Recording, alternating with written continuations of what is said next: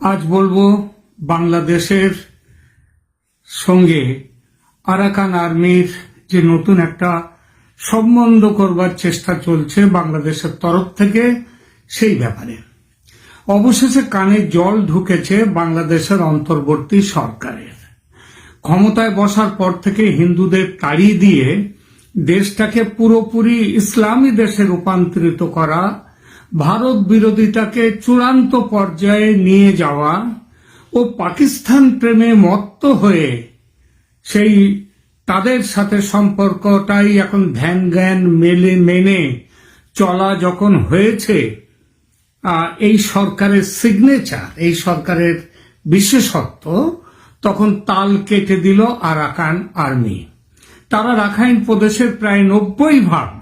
নিজেদের দখলে নেওয়ার পর শুধু ওই রাখাইনের যে